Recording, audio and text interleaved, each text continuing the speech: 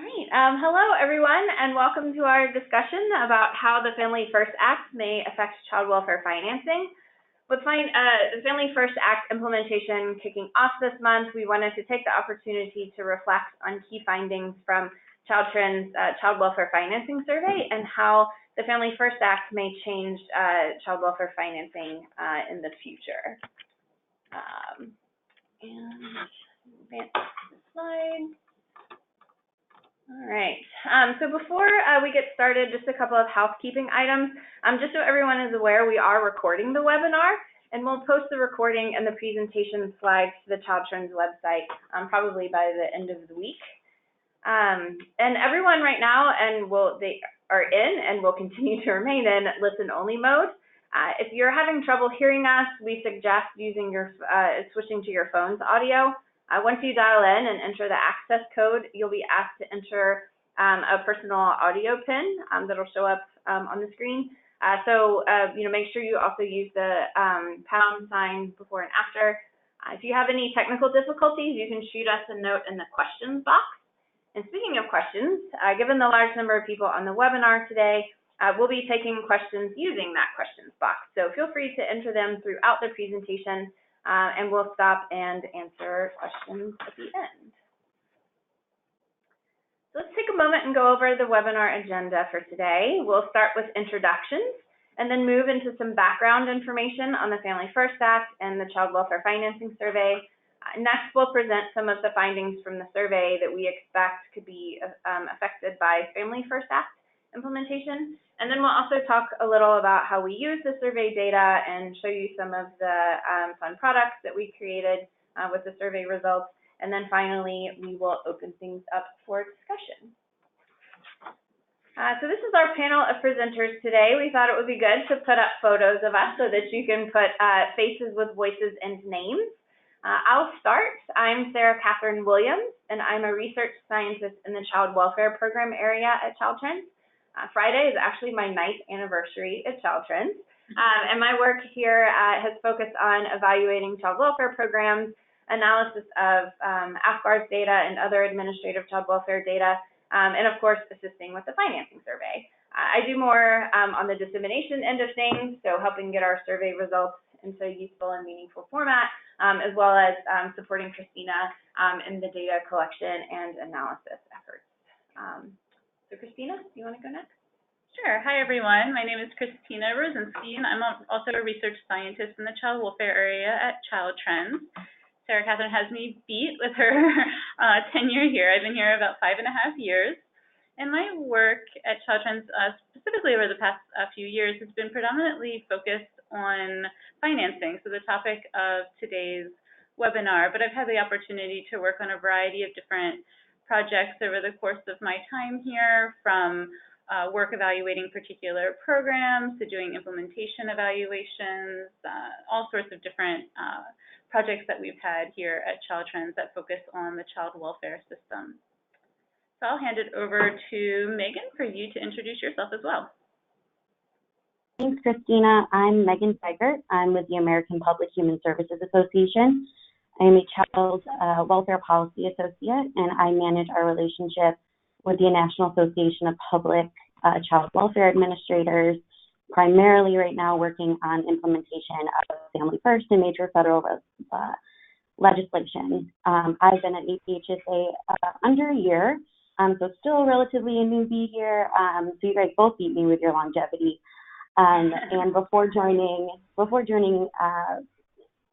the American Public Human Services Association, I supported a variety of 1115 demonstration waivers, including North Carolina's Healthy Opportunities. So that's a little about me, and I think we will jump right into it with doing a brief overview of Family First to kind of kick off our conversation.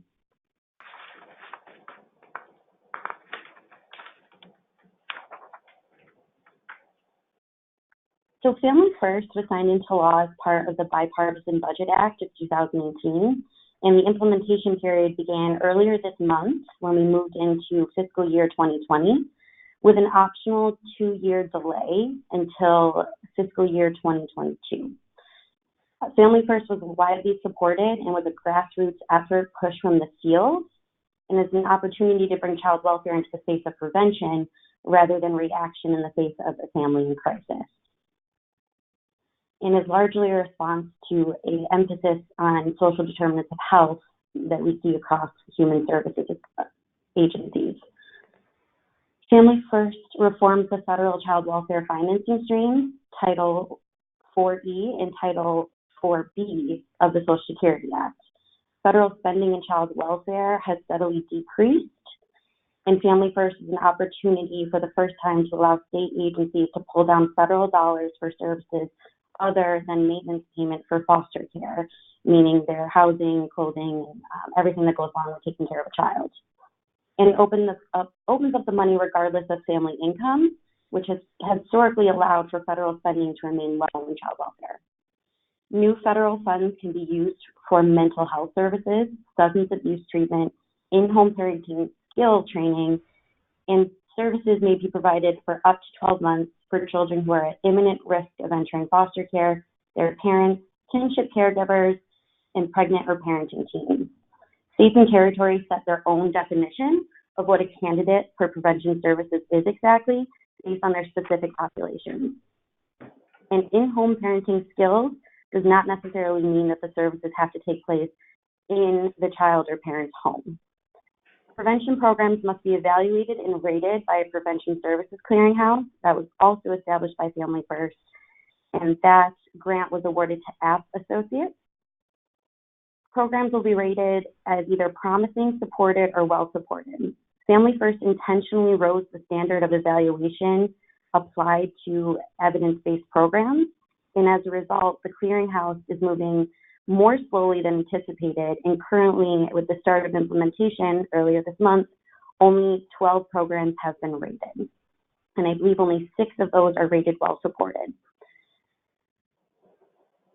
And moving, another huge program, or a huge shift for Family First was the move away from congregate care. It shifts congregate care into a QRTP model, which stands for Qualified Residential Treatment Program. And our QRT must follow a trauma-informed treatment model, have licensed nursing staff, as well as other clinical staff who can care for both clinical and standard needs of a child, who are on site and available 24/7, and provides aftercare for families up to 6 months after a child is released from a QRTP. Finally, for the first time, formerly what was known as congregate care and now QRTP facilities will have to be accredited by a national accrediting body, and currently there are 3 accreditation bodies, and that process takes upwards of 18 months. So that's a little background on Family First to start off our conversation. With that, I'm going to turn it over to Christina. Great, thanks, Meg. So in addition to that background about Family First, I would also like to provide a little bit of background about the Child Welfare Financing Survey, which is the source of data that we'll be referring to a lot throughout today's webinar about child welfare financing. And so first and foremost, I want to acknowledge that this survey has been consistently supported by the Annie E. Casey Foundation and Casey Family Programs and conducted by Child Trends for many years. And we're immensely grateful for their ongoing support to make this ongoing work possible. And the survey that we're going to be speaking about today is, it covers state fiscal year 2016. It's the most recent iteration of the survey. And that represents the 10th iteration since 1996. And the goal of this survey is to document the sources and the amounts of spending by child welfare agencies across the United States, which allows for documentation of national as well as state-specific trends and comparisons across states. In this most recent survey iteration, 50 states, including DC, participated in the 2016 survey. And I should note that each year, the survey continues to ask core questions about child welfare agency spending from major funding streams, as well as from state and local funds.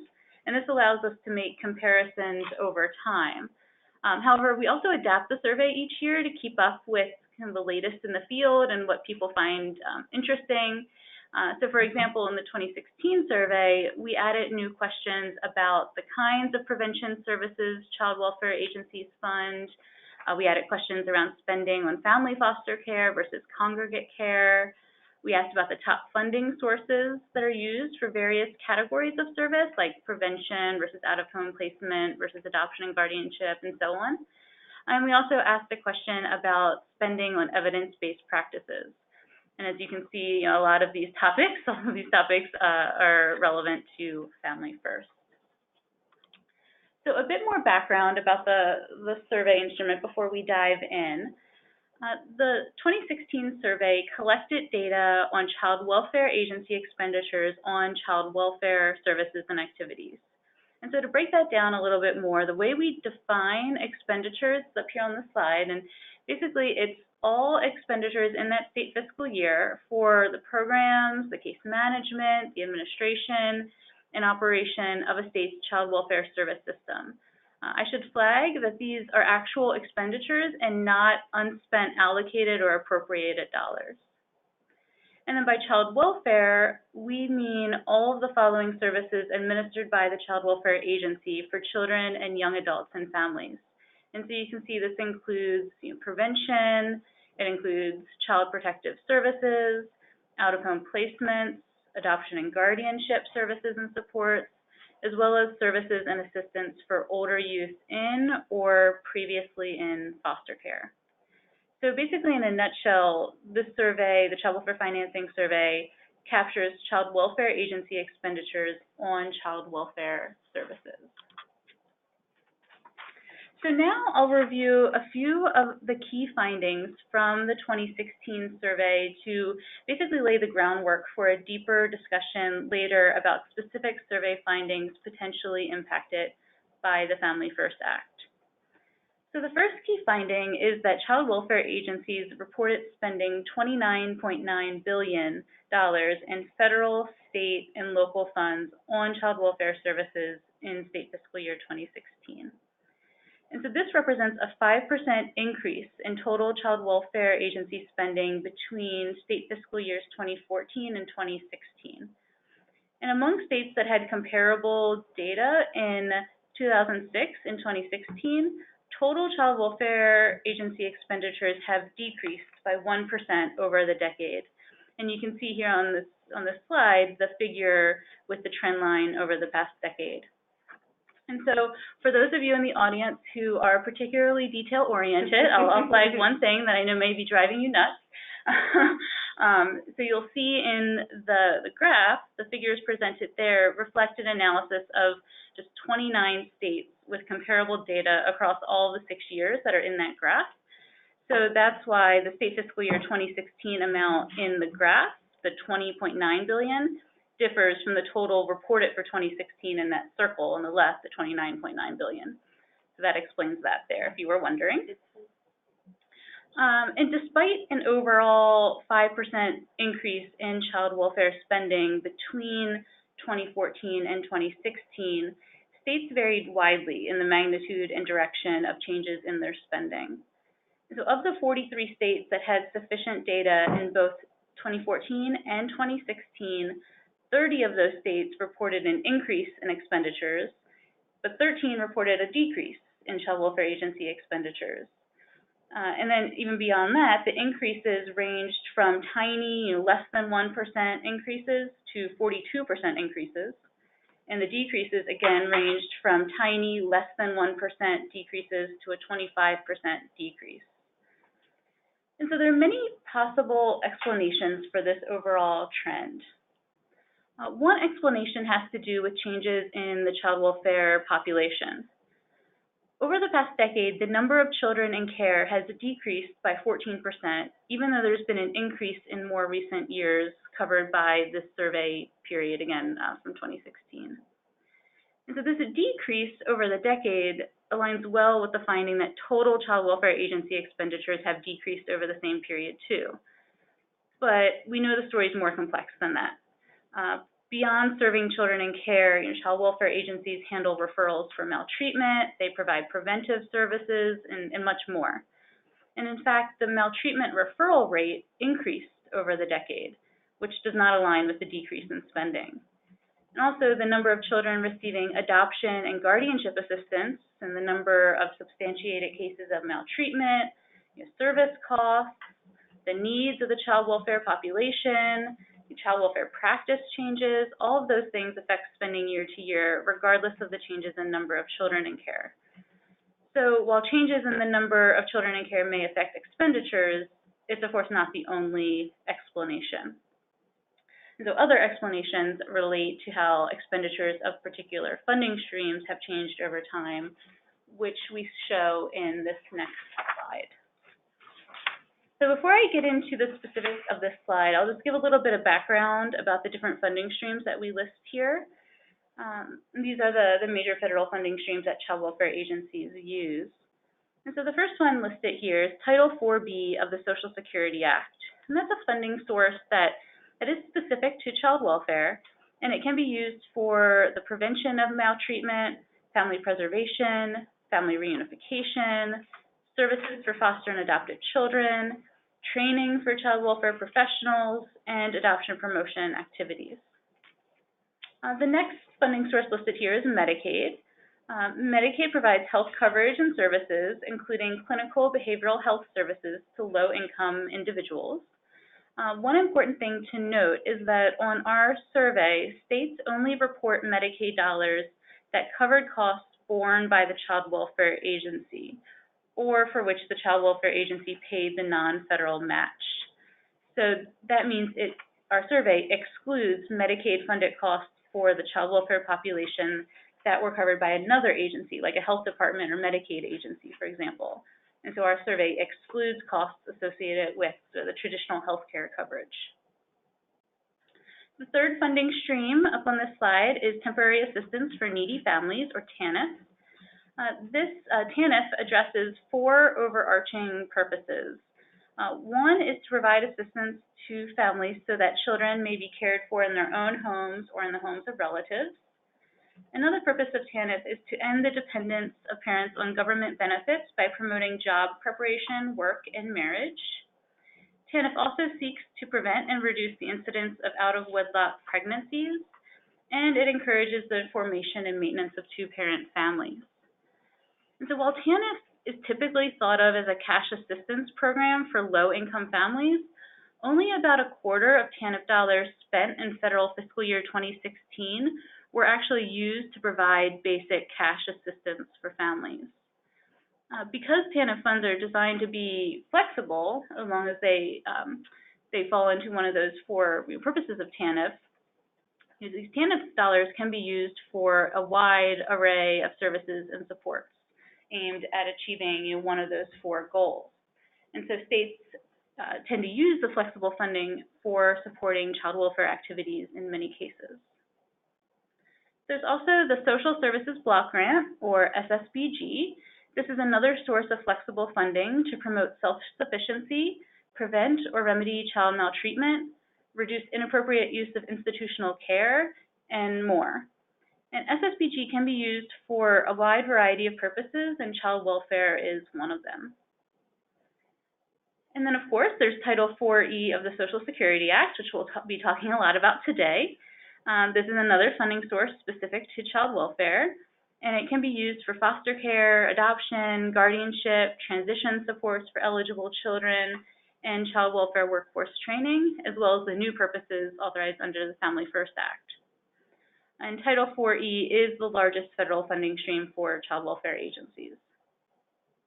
And then, of course, states may use other federal funding streams to fund child welfare services, like the Child Abuse Prevention and Treatment Act, CAPTA funds, or Adoption and Guardianship Incentive Awards, and more. And so those sorts of other smaller funding streams are captured in that other federal bucket. And so as you can see on this slide, Title 4B and Medicaid child welfare agency expenditures decreased substantially over the past decade. And now just another reminder about Medicaid. On our survey, when we ask about Medicaid expenditures, we're again only focused on Medicaid spending by the child welfare agency, not broader Medicaid spending on the child welfare population overall. So while 4B and Medicaid have decreased quite substantially, On the flip side, expenditures of other federal funding sources experienced increases over the past decade, such as a 5% increase in 4E spending since state fiscal year 2006. And so seeing how expenditures of individual funding streams changed provides greater insight into why overall child welfare agency expenditures have changed. For example, we know one reason for these changes is sequestration.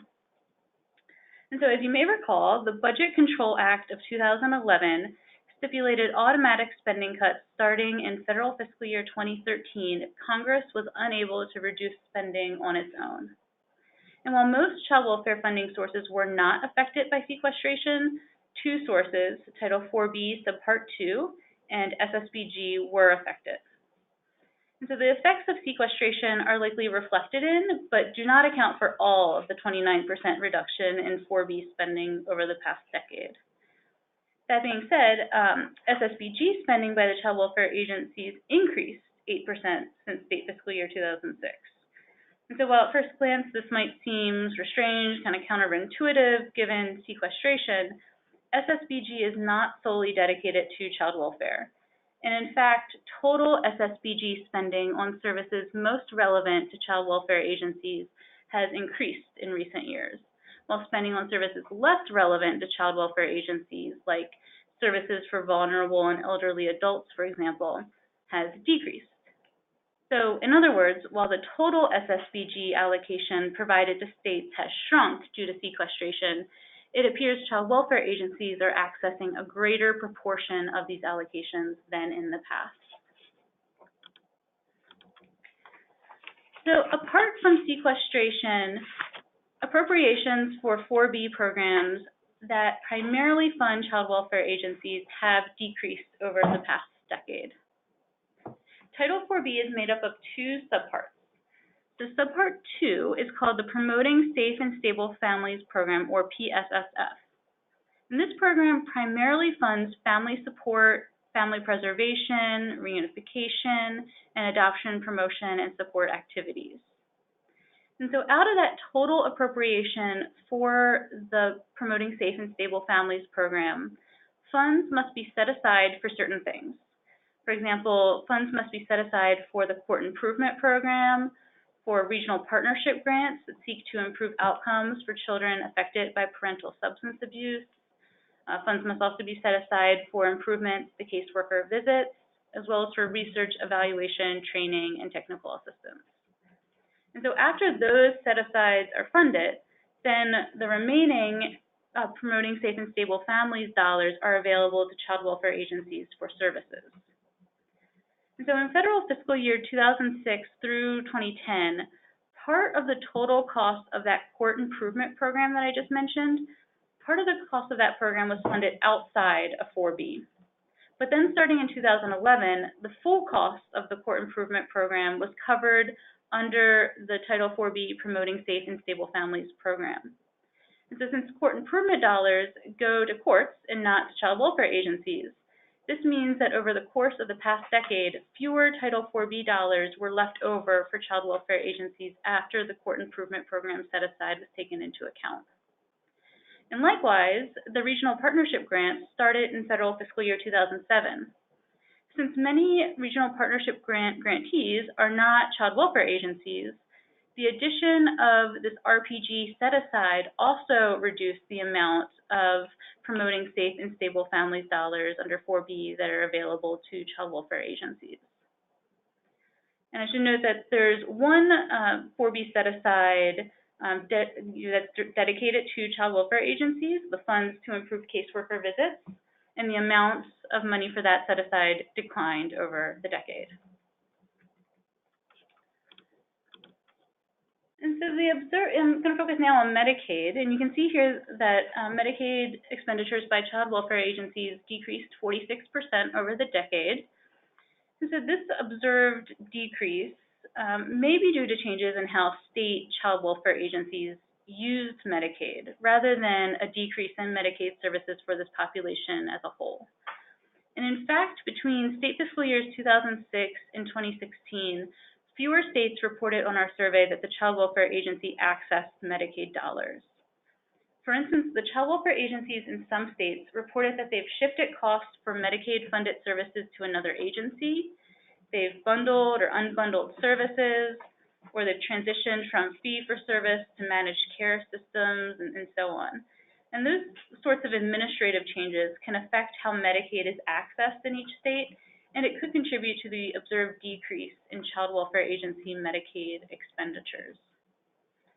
But without surveying how all entities in a state access Medicaid dollars for the child welfare population, it's unclear whether the use of Medicaid for this population is simply shifting between agencies or whether Medicaid-funded services are more or less available to the child welfare population. However, a 2014 analysis of total Medicaid spending on a subpopulation of children involved with the child welfare system showed that total Medicaid spending on this population did not change significantly between federal fiscal years 2005 and 2010. But the report did show that total Medicaid spending on this population for rehabilitative services and targeted case management decreased between 2005 and 2010. And those are types of Medicaid services that child welfare agencies tend to use Medicaid for. So basically, overall, what that means is that while total Medicaid spending on this population has remained relatively stable, the kinds of services being used has changed over time, which could help explain why child welfare agency Medicaid expenditures went down. And as I mentioned earlier, Title IV-E expenditures increased by 5% over the decade. And this is because states are continuing to see the impact of the Fostering Connections Act of 2008, which influenced expenditures in several Title IV-E programs. So that legislation broadened the adoption assistance eligibility criteria, which resulted in an increase in the number of children receiving Title IV-E adoption subsidies and the overall funding level of the adoption assistance program under 4E. And likewise, there's been a 45% increase in Title IV-E guardianship assistance program expenditures between 2014 and 2016. And this is because more states have taken up the option made available in the legislation, the Fostering Connections Act, that allows for 4E reimbursement of assistance payments made to eligible relative caregivers who opt to pursue legal guardianship. And in addition, most states that already had a 4E guardianship assistance program saw an expansion in 2016.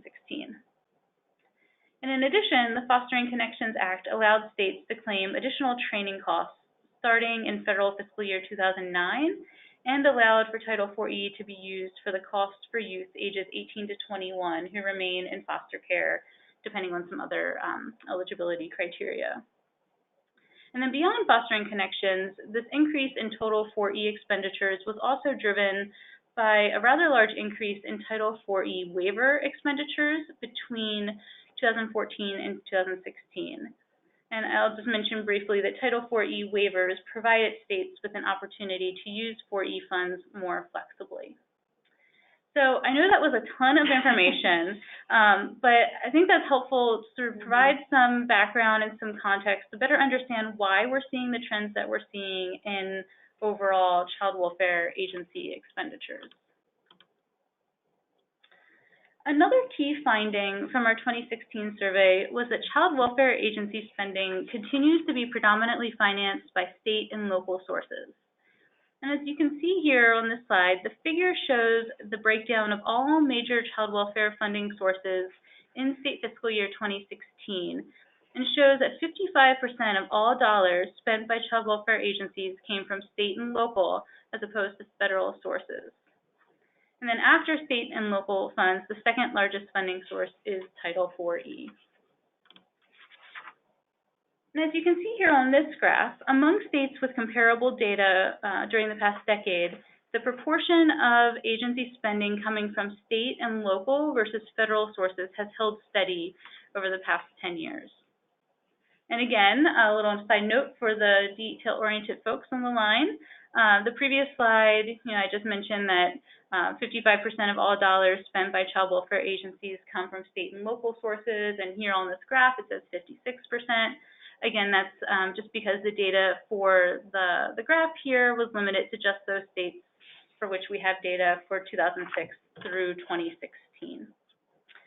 So I will pass it back over to Sarah Catherine to continue going through key findings. Great, thanks, Christina. And I'm sure this finding is no surprise to anyone who knows the child welfare system, but states vary greatly in terms of child welfare agency expenditures.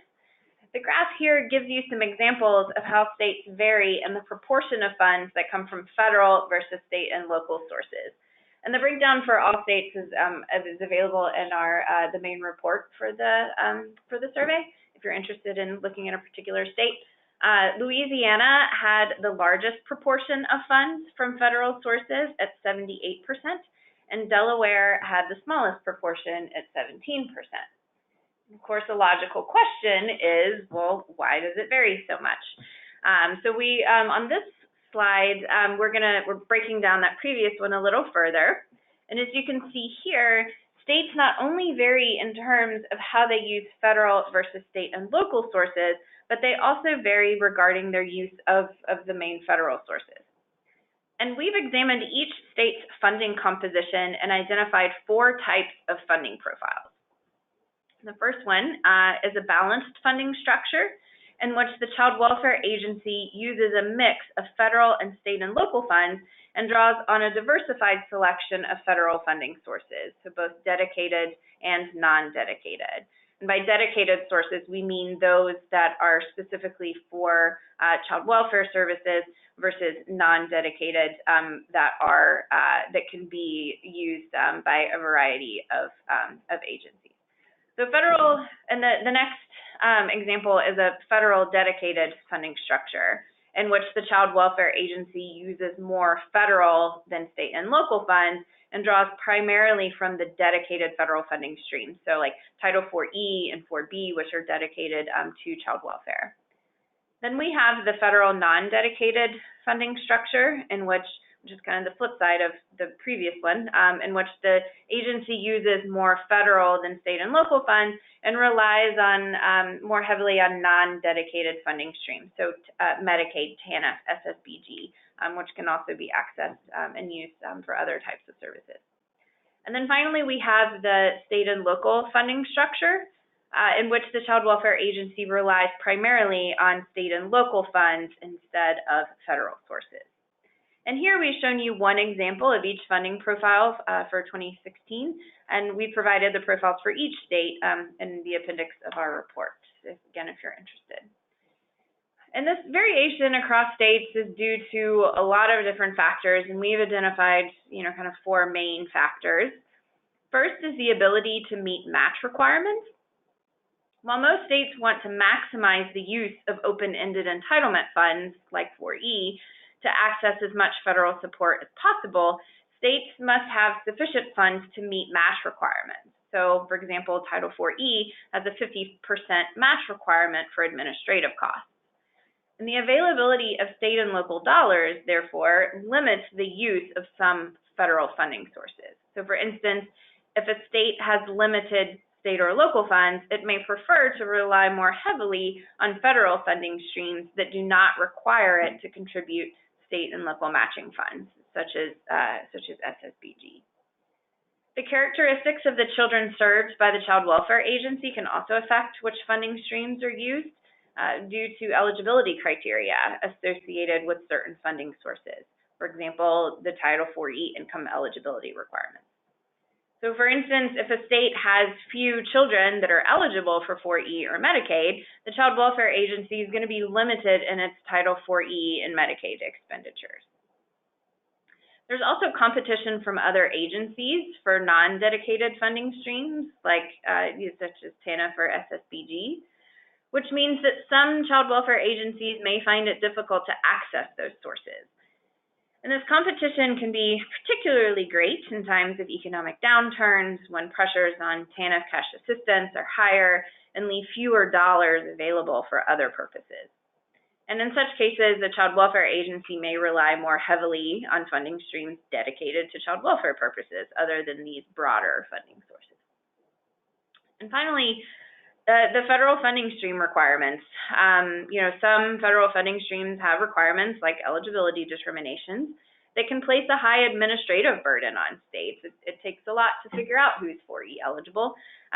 So, that can be very costly and outweigh the benefits of receiving the funding. So this could cause some states to rely more heavily on state and local funds. And again, if you're, all of the information that we're presenting today, we do go into more detail about in our main report, which we'll do a tour of those products at the end. So now that we've given you guys an overview of some of the big picture findings from the 2016 survey, we're going to focus on some more nuanced findings that, we're kind of keeping an eye on and monitoring as states begin implementing Family First. And I do want to note that just a nod to our colleague Amy McClendon, who we recently released a report called Applying the Research and Evaluation Provisions of the Family First Prevention Services Act. We've drawn somewhat from her brief in our explanations today, so we want to give a shout out to Amy.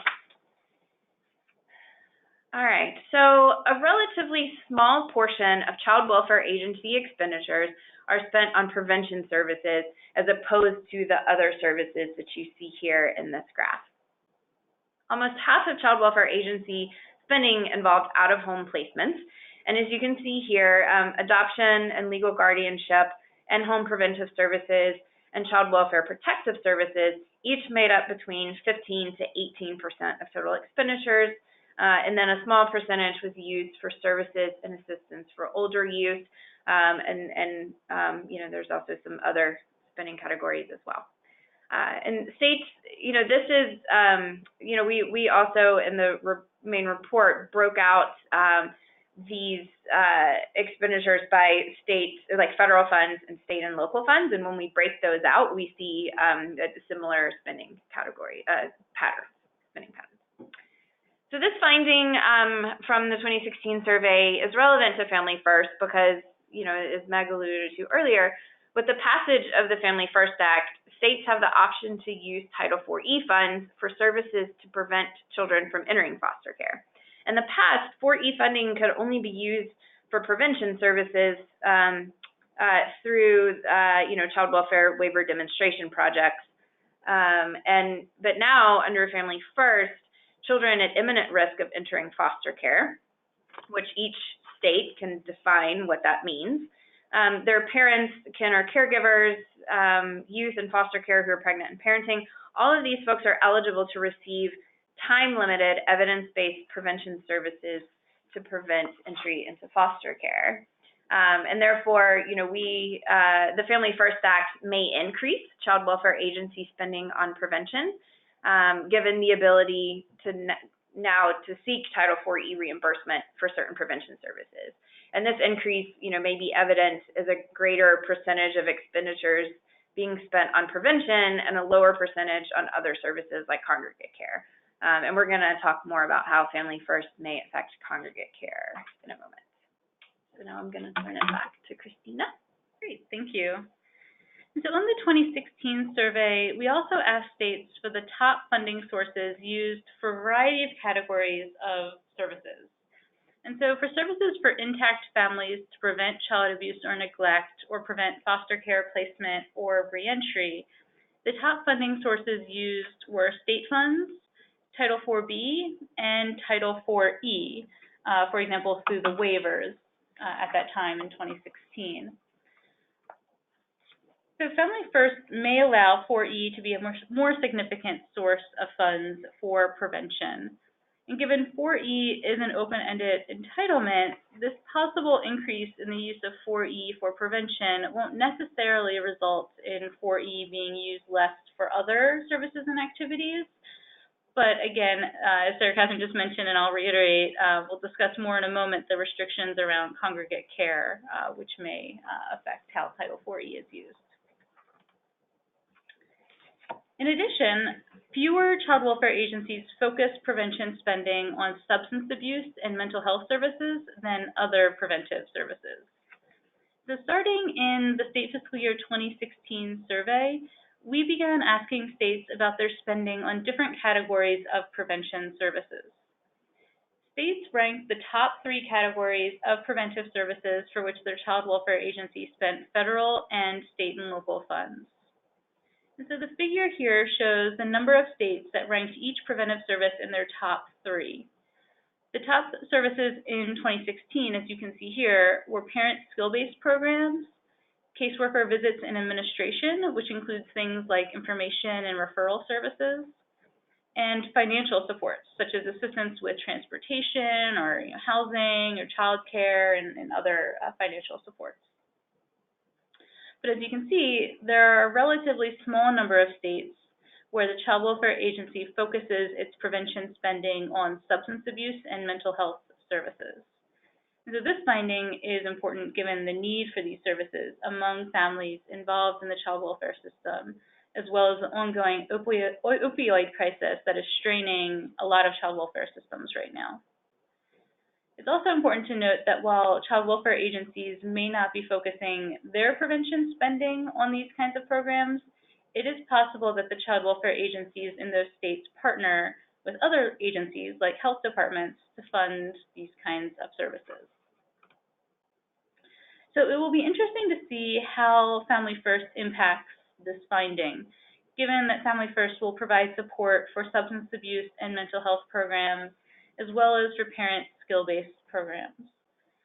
More specifically, states that are choosing to implement the prevention program of the Family First Act can be reimbursed for mental health prevention and treatment services, for substance abuse prevention and treatment services, and in-home parent skill-based programs that incorporate parenting skills training, parent education, or individual and family counseling. And all of those services that can be supported under Family First, they must be evidence-based, which we'll talk more about in a moment.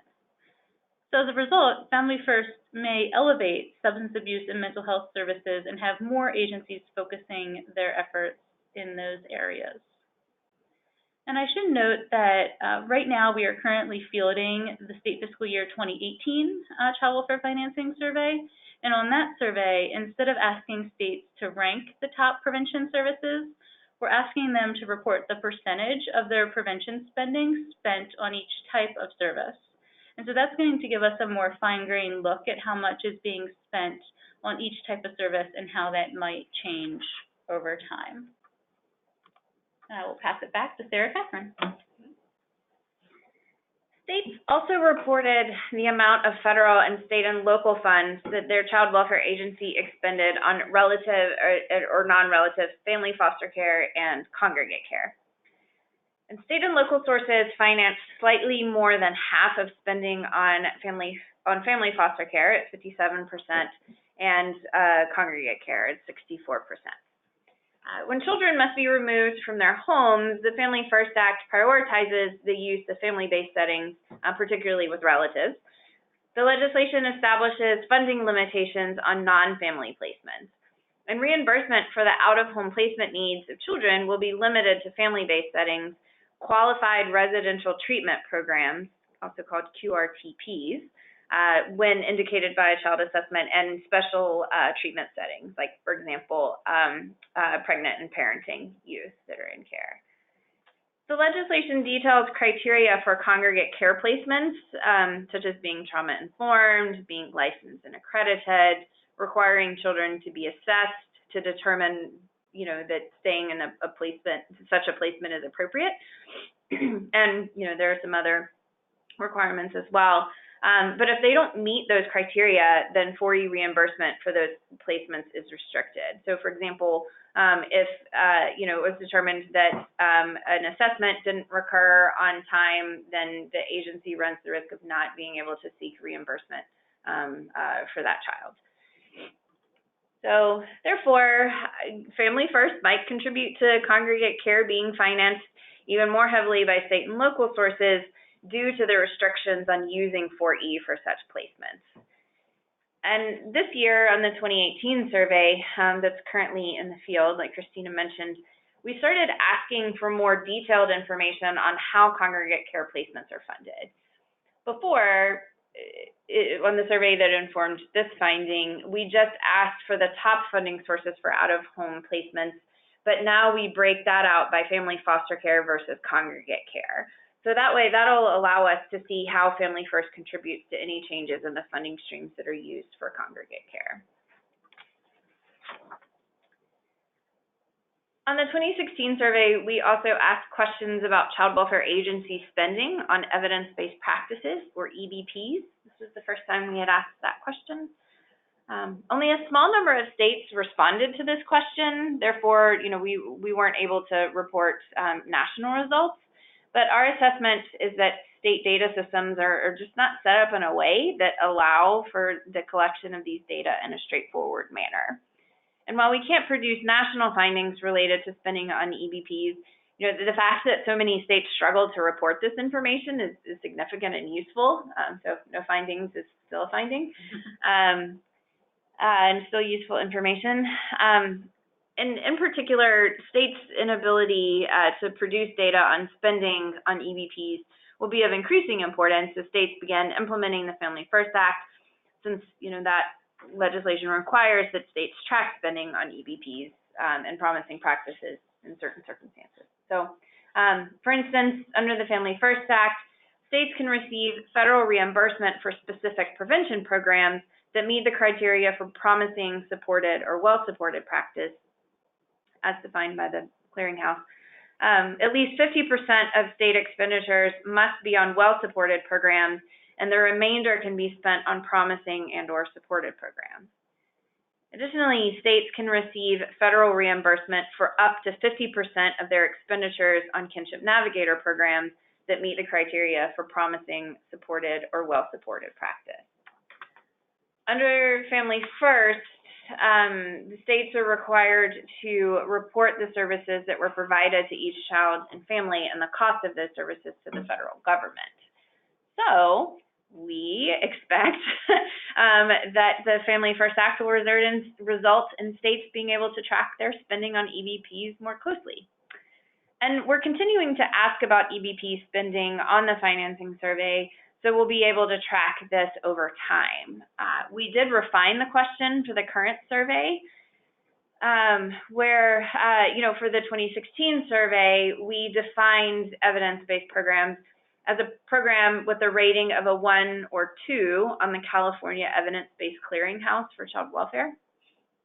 But on the 2018 survey, we left the definition open and asked states to list all of their EBPs and spending on each one. And then this will allow us to categorize individual EBPs based on different criteria, like the California Clearinghouse or the Family First Prevention Services Clearinghouse. That way, as more programs get added to any of these, any of these clearinghouses, we can be able to make comparisons over time. And we think asking the question in this way will help us be able to compare EBP spending across states in a more uniform way. Plus, it takes some of the burden off the states in responding to our survey. In the 2018 survey, we've already touched on, the fact that we're fielding the survey and we've made some tweaks to it. But we added new questions about spending on kinship navigator programs and for foster care maintenance payments for placements where children can be placed in a licensed residential family-based substance use treatment facility. So that's where the family can be together while a parent is going through substance use treatment. And this will allow us to collect baseline data for 2018 and see how spending on these types of programs, which are supported by Family First, how that changes. And then beyond, our changes to the financing survey, the Family First Act might have broader implications or ripple effects on other child welfare financing topics, like how other funding streams are used. And this is something that we'll monitor as Family First implementation begins and we continue fielding our national surveys. So, for example, restrictions on how Title IV-E can be used for congregate care placements may encourage states to tap other funding streams like Social Services Block Grant, which is more flexible. The transition from Title IV-E waivers to the Family First Act may result in a disruption of available funding for services that were once financed under the waiver, but aren't eligible for reimbursement under the Family First Act. And of course, our next survey is for state fiscal year 2018, which will be the last year that we do the survey before Family First implementation. The following survey after that will be for 2020, because it's a biannual survey. We do this in even years.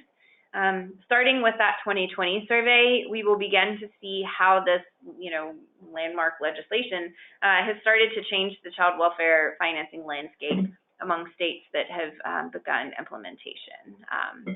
So, for example, how much we'll be able to see how much states are spending on 4E prevention, the percentage of children eligible for prevention services, or what percentage of the children that are eligible for prevention services are receiving those services. And then hopefully we'll also be able to learn how much prevention spending is going to candidates versus parenting and pregnant youth. So now I'm going to turn it to Christina for the next part of the presentation. Great, thank you. So as we wait to learn and see how Family First affects these topics, there's a lot you can do with the data that we already have. For example, we get requests from individuals for child welfare financing survey data quite frequently. For example, staff members from Capitol Hill have reached out to us for a briefing about these findings and have requested follow-up information to inform their work. The same is true. We're getting the slide, there we go. Sorry about that. The same is true for other folks from other federal offices like the Congressional Research Service and Congressional Budget Office. For example, those folks have asked us for data we collect about $40 passed through to juvenile justice agencies. They've also asked questions about the amount of 4E dollars that are spent on Title 4E eligibility determinations, which we also collect for the survey. They've asked for information about how Social Security Administration funds are used for the population and more. Others have also reached out to us for a wide range of information, including spending information from their particular state to inform trainings they're conducting. Others have asked how states are using their Title 4E waiver dollars. And in one recent case, we got a request from an individual for data to inform their testimony for a trial against opioid manufacturers. We've also had PhD students request data from us for their dissertations, which we are always happy to do. And journalists have used us as resources for stories they've published on child welfare-related issues or topics. We've also had the opportunity to work closely with the state of Colorado on a project that emerged from the Child Welfare Financing Survey. Based on the survey results, representatives from the state of Colorado reached out to us with an interest in diving deeper into their state's data. For example, they were curious about the reason for the trends in their expenditures and more detail on why they fund particular services the way they do, and what opportunities there may be for them to use new or different funding sources or strategies to fund needed services in their state. And so that work with Colorado involved a deeper analysis of the Child Welfare Financing Survey data that they've provided in the past. It also involved an analysis of their child welfare population data to put the expenditure data that we have in context. We also did a document review of state and federal level reports and other relevant materials like policy manuals that provide a more thorough understanding of the way child welfare is financed in that particular state.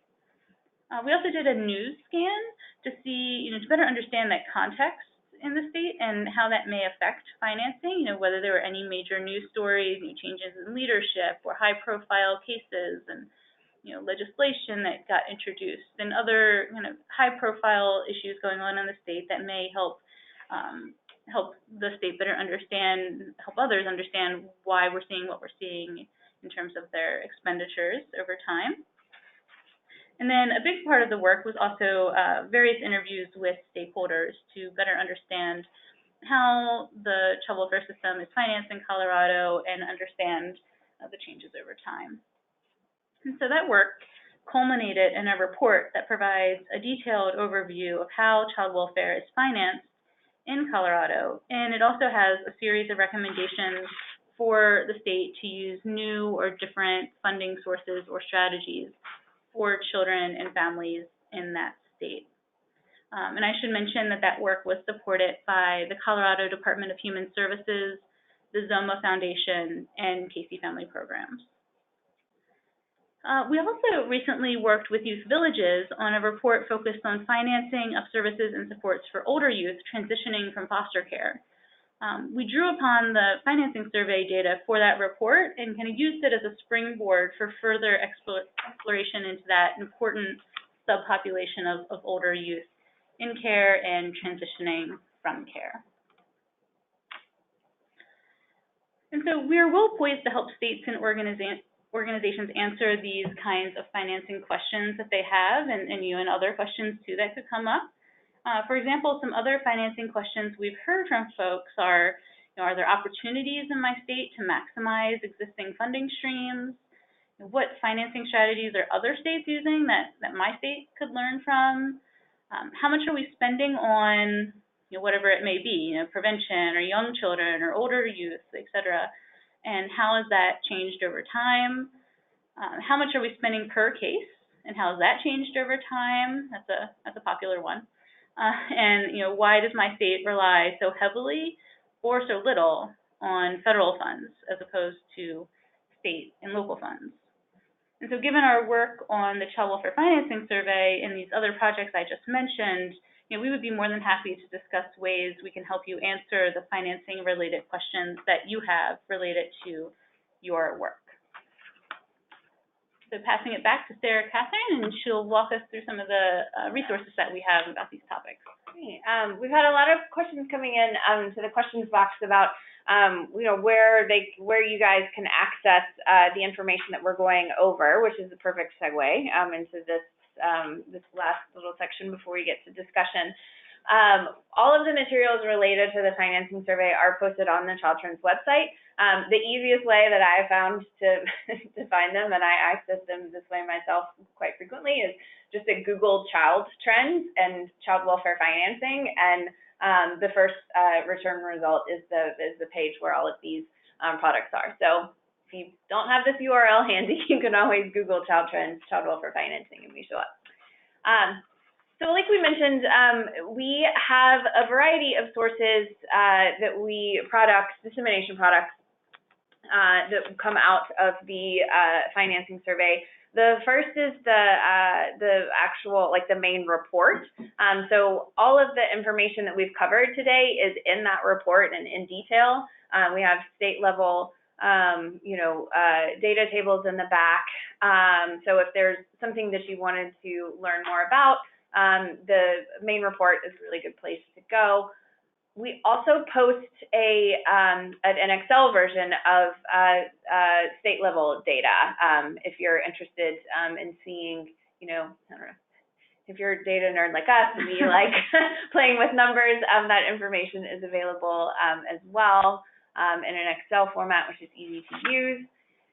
We also have a series of funding source resources. So for each of the major funding sources, we have a funding source specific sheet, and it details, gives more information on the funding source, overall spending trends over time, and anything that's particularly relevant to that funding source. So if you want to learn more about one of those, you can go there. We also have state level resources. So if you want to learn more about child welfare financing in your state, or a state that you're interested in, we have one of these resources for every state that responds to the survey. And we also, if you want all of them at once, I think we even have a PDF of all of them. So we encourage you guys to take a look at those if you want to learn more. So now I'm gonna hand this actually over to Meg. She's gonna facilitate our discussion portion. And again, please type your questions or your comments into the questions box, and we'll read those aloud. So Meg? Thank you, Sarah, Catherine, and Christina. That was a lot of great content and a lot for us to consider going forward into a new realm of child welfare. As Sarah Catherine mentioned, all lines are muted, so any questions that you do have, please type those in so we can address. Also, due to the volume of participants in this webinar, it's likely we won't get through all of your questions. We do have our contact information at the end of this presentation, so please feel free to reach out to us if we were not able to address your question.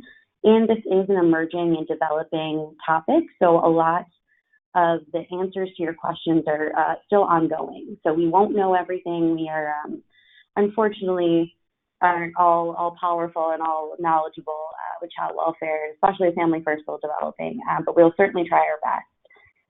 To start off, I want to clarify earlier we've gotten a couple questions about this, and earlier in the presentation, I alluded to the federal income level for foster care reimbursement, the aid to families with dependent children level.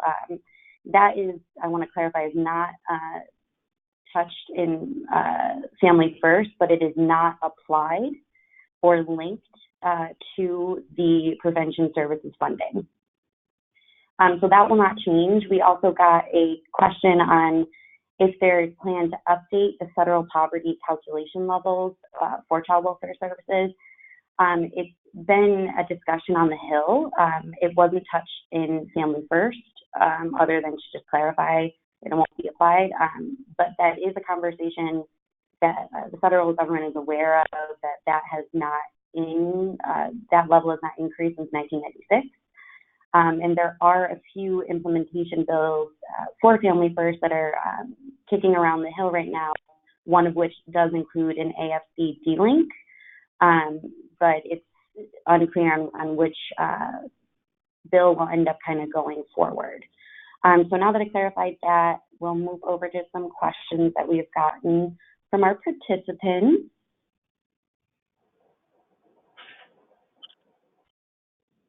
Okay.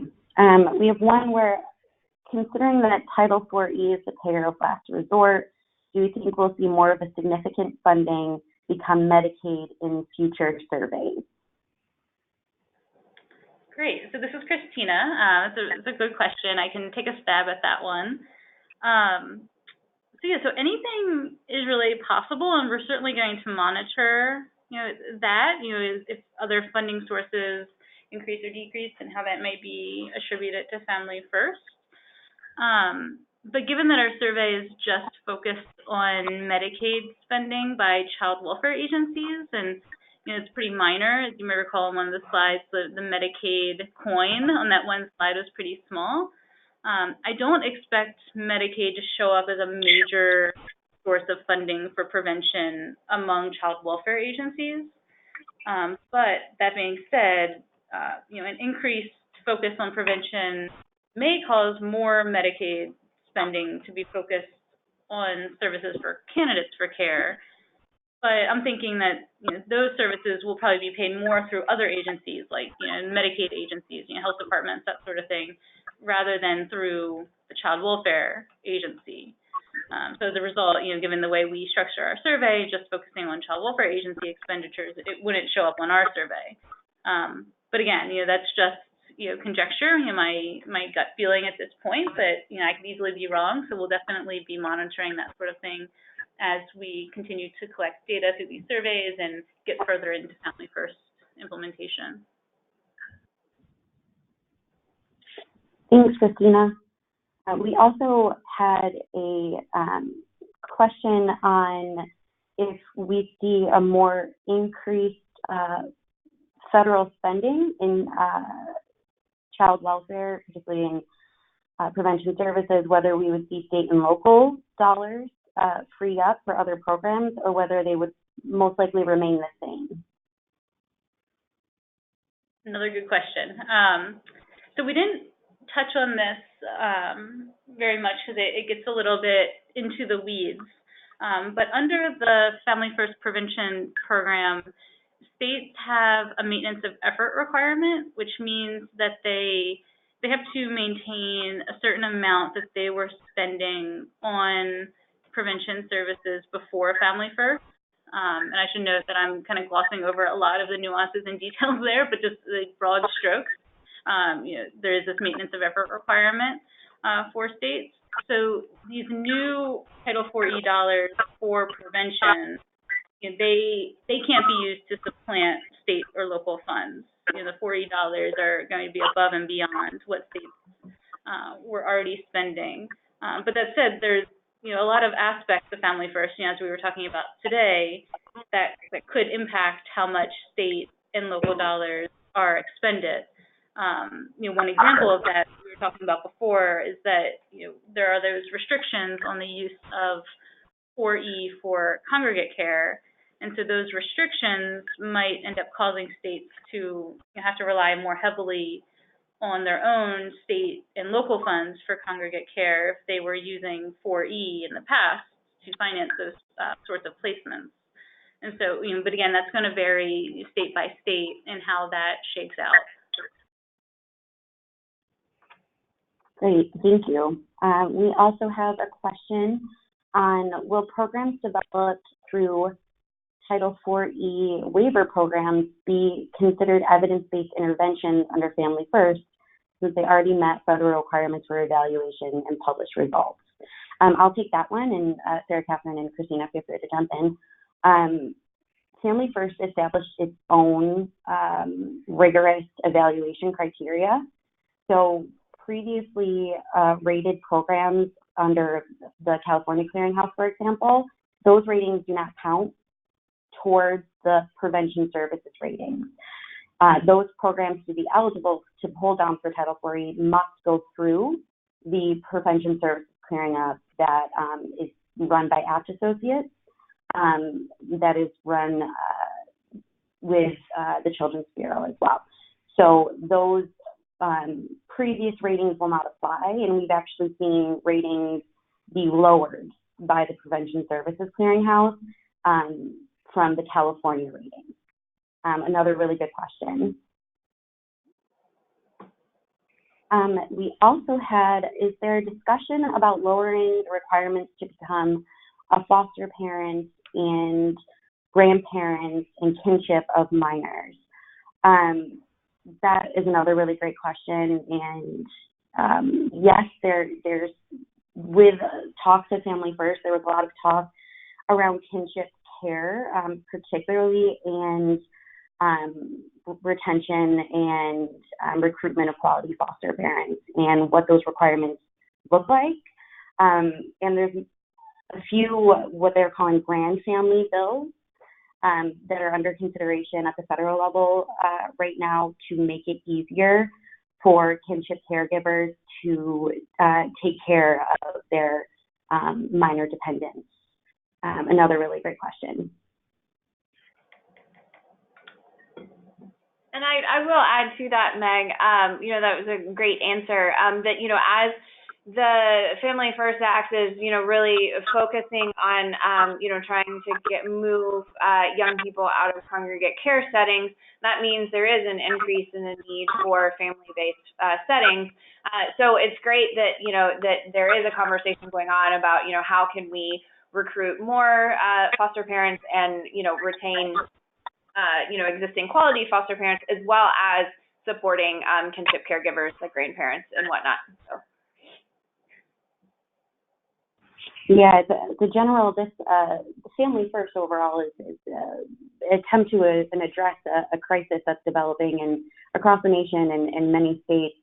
A lot of that driven by neglect due to substance abuse or poverty. And so this is kind of an attempt to move the field into prevention, but also improve the current system. And you see that with the move away from congregate care as well. We also had a question on, given Family First, is it possible to push out data more quickly so that public policy can react and help and be more helpful to state and localities? Yeah, this is Christina. I can take that one. I would love if that was, if we could, push it out more quickly. And each year we really do try to get the surveys out and get the data back from states and then analyze it and put them together in the easily digestible, report products that we have. That being said, the survey is quite extensive, as you can see from, all the findings that we presented today, and it does take states quite a bit of time to, understandably so, to collect the information, respond to the survey, and then of course we have quite an intensive fact-checking, verification process where we go through the survey responses and ask questions back to the state and go back and forth until, all the data is solid and ready for analysis. And so that process does take quite a bit of time. So right now, the expected release date for our next survey, the 2018 findings, we're expecting those to be released late next year at this time. And that's generally, the pattern that, the 2016 data were released in 2018, the 2018 data released in 2020, that sort of thing. But we're always striving to get that turned around faster. If anyone has ideas on how to turn it around faster, please give us a call. I'll take you out to lunch. I'd be more than happy to. But yeah, that's the timeline that we're on right now. Thank you. Moving on, we have a question. Will the changes taking place affect the level of federal funding available and accessible for protective services such as assessments, investigations of abuse, or neglect? I'll let you guys take that one, but I can also jump in. Okay, let me just reread it real quick because that was a big one. So, will any of the changes taking place affect the level of federal funding available, accessible for protective services like assessments, investigations of abuse or neglect? I see. So instead of focusing, because we've been focusing and talking a lot about prevention and focusing a lot about congregate care, so this question is really asking, does the Family First Act affect child protective services like assessments, investigations, and, really, to my knowledge, there may be a line in the Family First Act I haven't seen, but to my knowledge, there isn't really anything focused on child protective services. It's really a lot on prevention, congregate care, kinship navigator programs, the placements of children with their families in residential substance abuse treatment facilities, and then other aspects. But I'm looking at Sarah Catherine and Meg. Feel free to jump in if I missed something, but I'm not aware of anything on CS side. Yeah.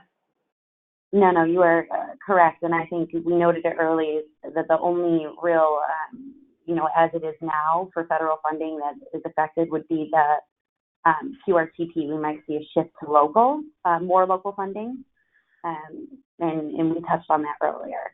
So we'll move on. There's a question: are there states that are ahead of the game that we can learn from? And this person's from California. And actually, that brings me to something that I saw earlier in the chat, is that DC has been the first one to have their prevention plan approved, and I believe they were the first to submit as well. So there are a few states that have been really gun-ho on, applying Family First, and those would be the early adopting states. DC being the main one of them. Kentucky, I believe they are heavy into their planning, as well as, and these are just of what I know personally. There's probably many other, but I know I've had conversations with DC, Kentucky, and Nebraska, who are all very advanced in their planning for Family First. We have another question, this one related to QRTPs. Are QRTPs required to be licensed and accredited, or just one or the other? Does this depend on the state? I would say that the Family First bill is written that it federally requires them to be accredited by one of the 3 approved licensing bodies by HHS. Christina, Sarah, Catherine, I don't know if you know any different. I still believe the licensing standards required per state would still apply. Yeah, so QRTPs need to be licensed and accredited, so both.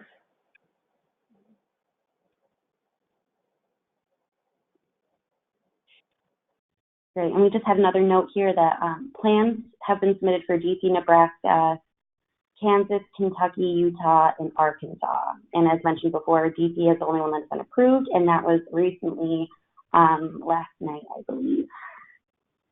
Oh, breaking news. I know. When we said things were developing, we were not lying. All right, we'll move on to next question. We had a question on whether there was an opportunity for kinship caregivers to become kinship navigators themselves if they get trained. That's not specifically mentioned in Family First. However, I did mention there are what I like to call sister bills to Family First, you know, things that they couldn't get into the full package. But there are grand family bills that are being considered in committee right now on the Hill that does address some of these issues. Involving kinship is an improving relationship with kinship is on the forefront of many agencies' minds. And I believe they're wanting to lift up kinship leaders as well. Great question.